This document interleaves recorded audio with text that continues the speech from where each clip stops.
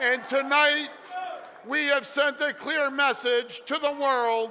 Ontario is open for business. The Ontario election ended with a progressive Conservative majority. Their leader, Doug Ford, hopes to increase investment in Ontario, create jobs, and balance budgets. The official opposition will be the New Democrats and Andrew Horwath. The incumbent Premier Kathleen Wynne led the Liberal Party to only 7 seats, losing official party status in the worst defeat of a governing party in Ontario history.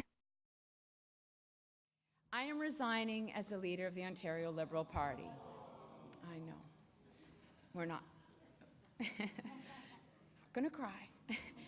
I have spoken to the party president and asked him to start the process of choosing an interim leader. Good afternoon, everyone. Thank you for joining us. Today, we find ourselves the target of punitive tariffs on Canadian aluminum and steel under pretext of a 232 national security provision. Let me be clear. These tariffs are totally unacceptable. For 150 years, Canada has been the United States' most steadfast ally. Earlier this week, the United States used national security considerations to impose steel and aluminum tariffs on Canada, China, Mexico, and the European Union. Later that day, Trudeau and Foreign Minister Freeland retaliated with a range of dollar-for-dollar tariffs on American goods. Canadians have served alongside Americans in 2 world wars and in Korea. From the beaches of Normandy to the mountains of Afghanistan, we have fought and died together. Canadian personnel are serving alongside Americans at this very moment. We came to America's aid after 9/11. That Canada could be considered a national security threat to the United States is inconceivable. Trudeau cites America's $2 billion steel trade surplus as proof that the current trade rules should stay.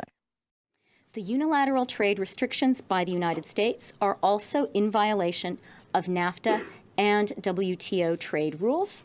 Canada will therefore launch dispute settlement proceedings under NAFTA Chapter 20 and WTO dispute settlement.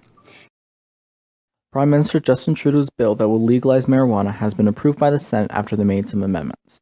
The amendments will later be considered in the House of Commons. If the bill doesn't pass before June 22nd, legalization will be postponed until next fall. Canada is hosting this year's G7 summit. Leaders from Canada, Germany, Japan, France, UK, Italy, and the United States will be in attendance. This year's themes are gender equality, preparing jobs for the future, investing in growth, climate change, and world peace. The previously mentioned tariffs are expected to be a large part of these discussions. After the G7 is over, President Trump will fly to Singapore to meet with Kim Jong-un. Many hope this will result in greater nuclear safety.